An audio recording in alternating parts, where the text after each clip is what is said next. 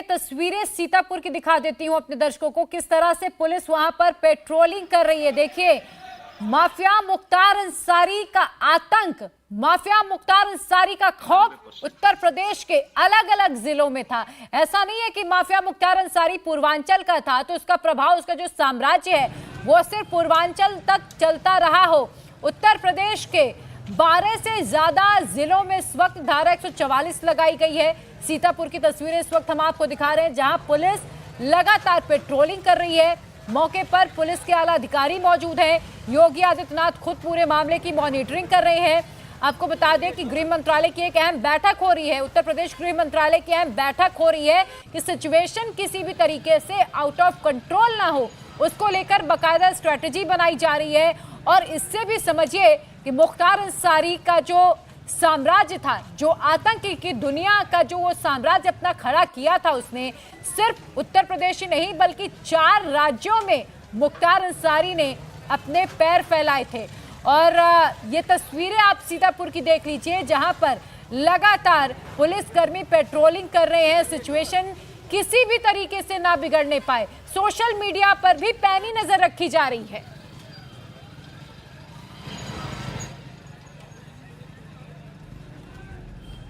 पवन, आप अपनी बात पूरी करें। बिल्कुल, तो जिस तरीके से हम राजनीतिक और सियासत की बात कर रहे थे, तो कुल मिलाकर ये परिवार ऐसा रहा है जिसका आपराधिक इतिहास रहा। 65 से ज्यादा मामले मुख्तार अंसारी के खिलाफ थे। एक वक्त ऐसा था कि मामले 85 से ज्यादा थे, लेकिन 22 मामले इसलिए बंद हो गए क्योंकि कोई गवाही देने के लिए नहीं आया। इसके बावजूद इसके परिवार को राजनीतिक तौर पर विधायक, सांसद की टिकट देने में किसी राजनीतिक पार्टी ने कोई गुरेज नहीं किया। और गाजीपुर में 2019 के चुनाव अगर आप देखेंगे तो काम करने के बावजूद यहां वो चुनाव हार गए।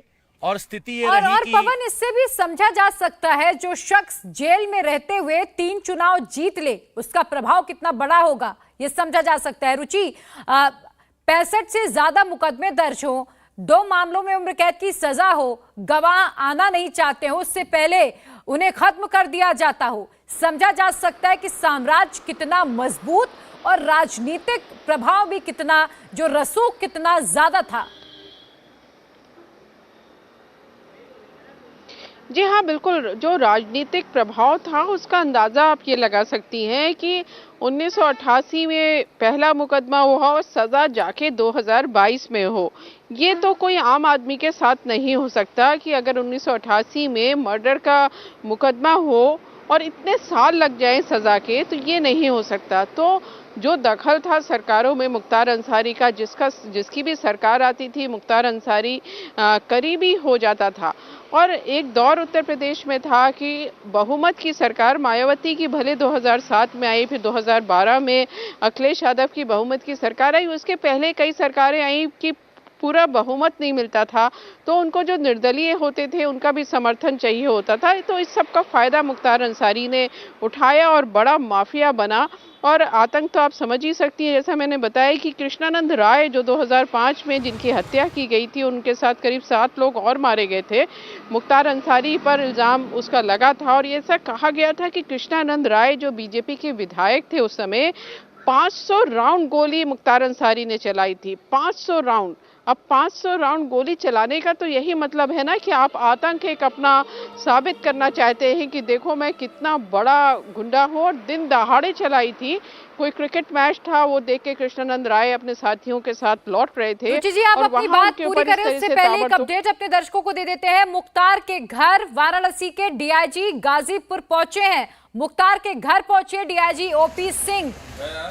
सिचुएशन ना बिगड़ने पाए, समर्थक किसी भी तरीके से उग्र ना हो जाएं, खुद डीआईजी अब मामले की निगरानी करने के लिए पहुंच गए हैं।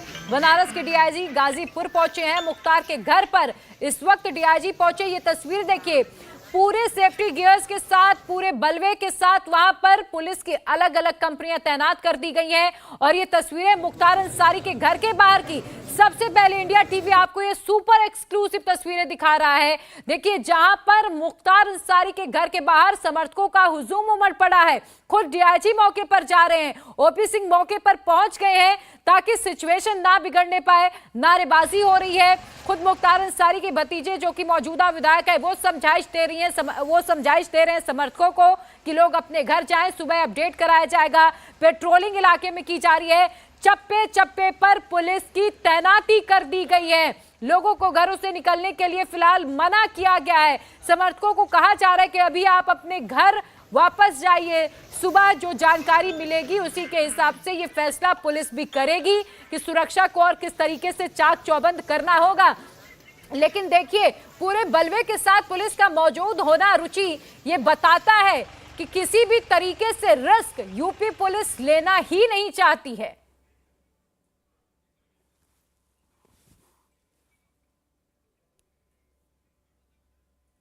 रुचि, इलाका है वहाँ पुलिस को ये है कि किसी तरह से हालात वहाँ पे ना बिगड़े, इसलिए आप देख रहे हैं कि मुख्तार अंसारी के जो घर है वहाँ पे पैतृक आवास है, वहाँ पे भीड़ बहुत ज़्यादा है, तो पुलिस पहुँची है और इलाके में वहाँ पे लोग ना जमा हो। घर वाले भी कह रहे हैं कि घर चले जाएं और पुलिस के आला अधिकारी पहुँचे। साथ में बहुत बड़ी तादाद में हमने देखा कि चाहे वो मऊ हो, गाजीपुर हो, सड़कों पर पुलिस है। लोगों को घर अंदर जाने को कह रही है कि किसी भी तरह से कानून व्यवस्था को कोई भी हाथ में ना ले पाए।